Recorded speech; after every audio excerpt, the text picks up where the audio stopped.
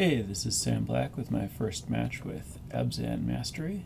I'm on the draw, and I'm going to keep this hand. And it looks like I'm playing against... I'm just going to go out on a limb and assume it's Esper Dragons, since that seems to be what I'm usually playing against on Magic Online. So I'm not going to want Bile Blade here.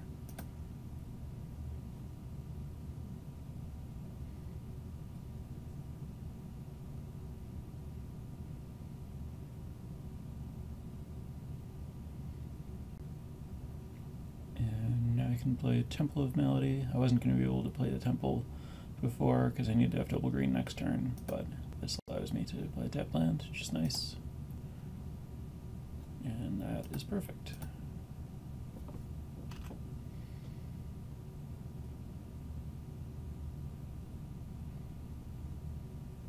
Oh, not Esper.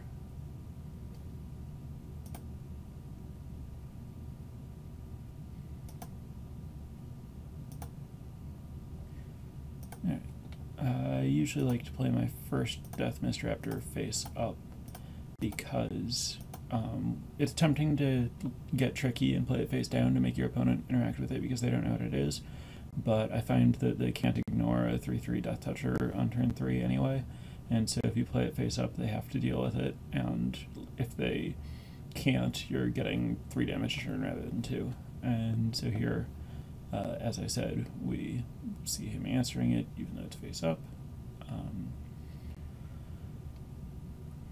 Death Mist Raptor on turn 4 is a totally different case, where you could make an argument for playing it either way. Here, I'm not going to play the Courser because I think that my opponent missing a land drop here almost certainly has another counterspell. Often against an opponent who's missed their 4th land drop, I'd be tempted to just pass the turn, but because I'm happy to get this Death Mist Raptor in the graveyard either way, I'm going to play it, and because I have a Raptor in the graveyard and I'm going to have 5 mana next turn, I'm going to play it face down.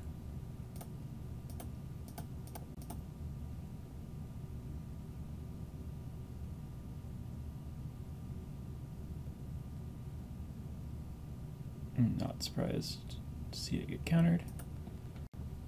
I'll play a Temple, and I'm good on lands, so I'll put this on the bottom.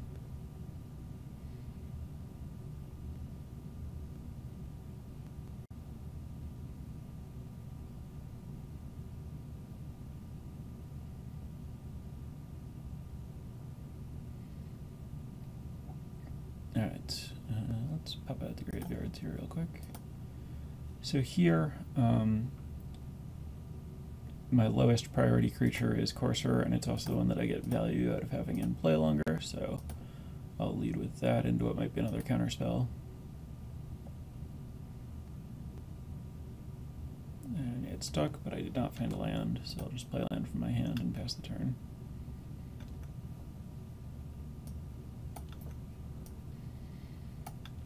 And this is a weak indication that my opponent doesn't have another counterspell. Spending their mana on nothing over a counterspell here is a little weak, so I think they would have countered it if they could. On the other hand, maybe they decided that Courser's not that threatening.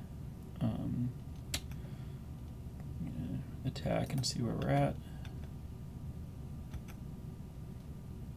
And there's a chance that my opponent is playing Silumgar's Scorn. Forest makes it a little bit less likely, but that would explain passing with 2 blue, not doing anything, and not countering this. So I don't think playing Whisperwood is good here. I could play Den Protector on the theory that I really want to resolve it and my opponent indicated not having a counterspell, but with only Raptors in my graveyard it's still a little weak, so I'm just going to run a Siege Rhino out.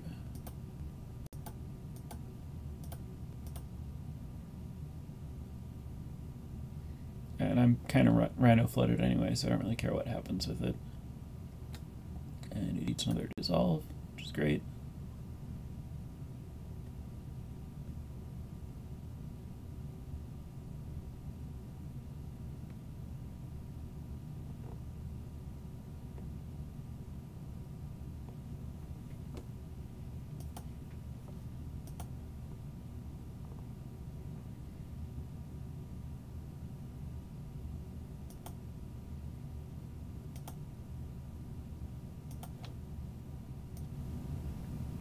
Thoughtseize a really good card to draw next turn. I'm just going to start by attacking again.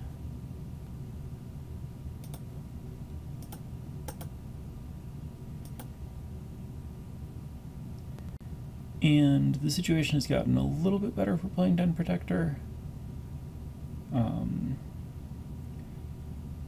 Especially since I don't have 6 mana, and if I do have 6 mana, then I can Thoughtseize Whisperwood. I think it's fine to play my Den Protector here. My opponent's already used 3 dissolves, and I think that there's a reasonable chance my opponent's trying to dig or something here, and so doing something that is very powerful to resolve on this turn feels good.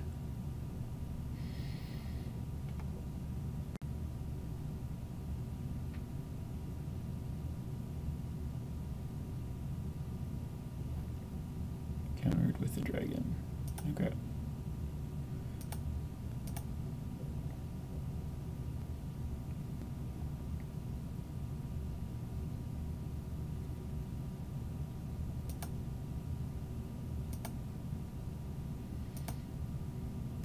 Alright. I guess I might as well play this land first. And then Thoughtseize.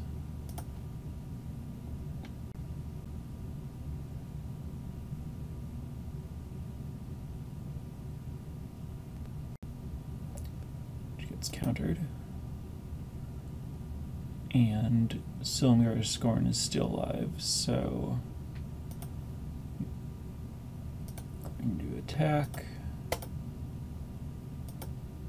and I'll just play it right now.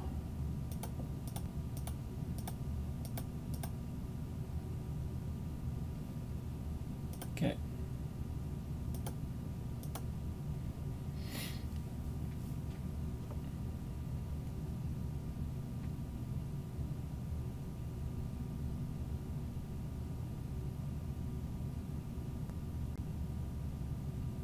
That's not what my opponent wants to be doing here. It's hard to imagine losing now. Yeah, they're dead. I just attack and play a Rhino, and I don't think there's anything in the format for a single blue that can save them.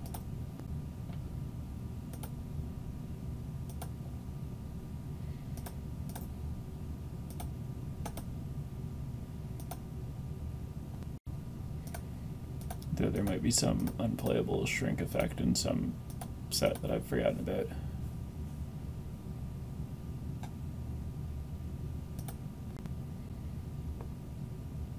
Okay, so against control, obviously I want more discard.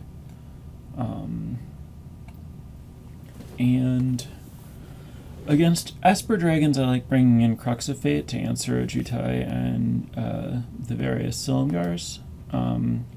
It's less clear that it's good in this matchup. Bile-Blight is actually good against Icefall Regent, but removal is still going to be my weakest thing against control, and I like that Hero's Downfall and Utter End give me other options. I have no idea how good survival, I don't know my opponent's deck, so I don't know if Survivalist or the Planeswalkers or Crux are good, but I think Bile-Blight is probably worse than just taking a stab on one of the others. And I'm going to go with Ugin. The floor on how good Ugin can be is pretty high. It's never going to be terrible, and I have all these discard spells. It can get me out of whatever, and I can force it through. So I think it's fine to have one in my deck.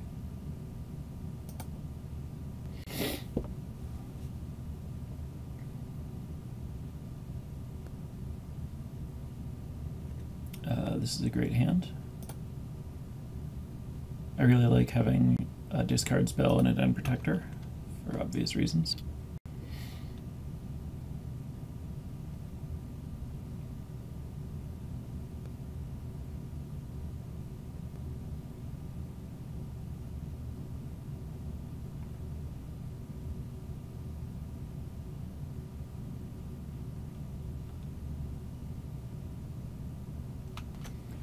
Drawing another copy of the card they make you discard is always pretty delightful, but of course I don't need to play it this turn.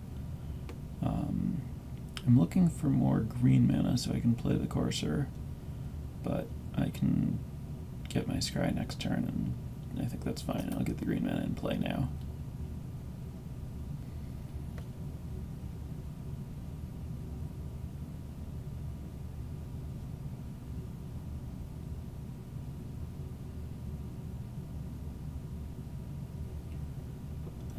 Let's scry and figure out if I want to play the Duress. If I can't cast Courser next, I don't want this.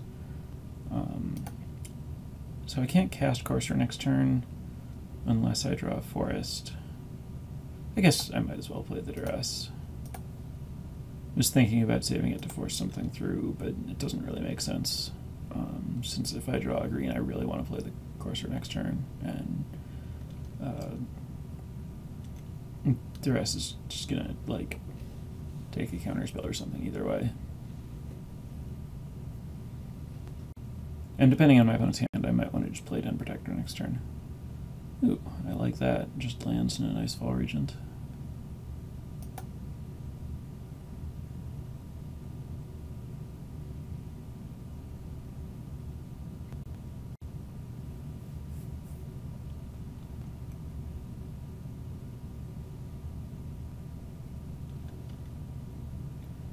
Alright, so I'm going to find a Forest.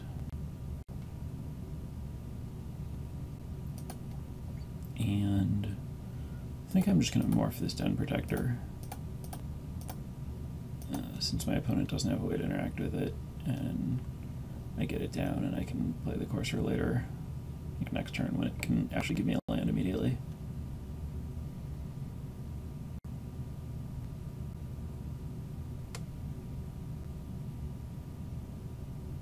That was the perfect draw. So I could play Courser and then play a land, gain a life from the Courser, and then Thoughtseize, and maybe get to play a land off the top. But it's so unlikely that I have an untapped black source, and I definitely want to cast Thoughtseize this turn, so I think it's better to cast Thoughtseize first so that I have the option to Thoughtseize, flip Den Protector, and then cast Thoughtseize or Duress. Or I can just Thoughtseize and then play a land and play Courser. So leading with Thoughtseize, likely giving up a life to do it, but I don't really care about that. And my opponent just has Icefall Regent and lands, so I'll take Icefall Regent, play Courser, and now obviously I'm in great shape.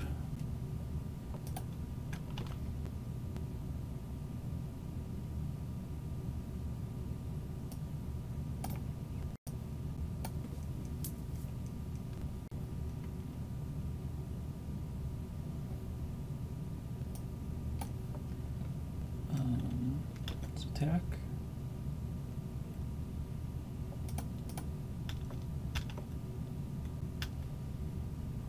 In a spot like this where I could set up Duress and Whisperwood in the same turn, I often would, but knowing that my opponent had no hand, I'd like to just get my opponent dead, and I can always just rebuy the Whisperwood if my opponent happens to have drawn an answer. And Manifesting Siege Rhino is not bad either.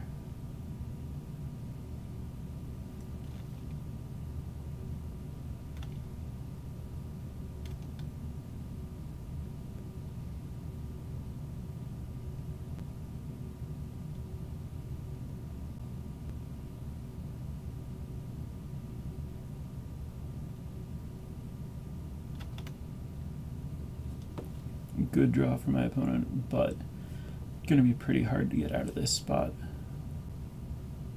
Basically need to find untapped land, Crux of Fate, except that they've already played a land, so I don't even know what they're hoping for. 2 removal spells. I think what this match has demonstrated, and what I've experienced playing this deck previously, is the strength of the discard spells against these control decks. where you get to just, apart from the fact that discard is generally good against control, just because you get to get rid of their answers, knowing when they can't counter or kill your guys lets you play out much more aggressively.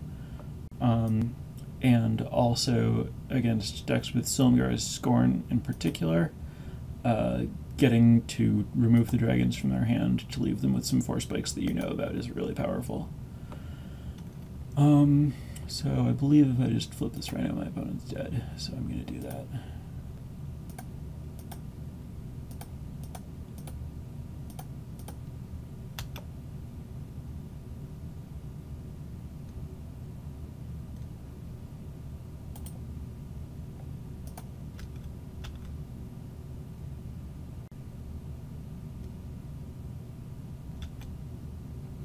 That's the match.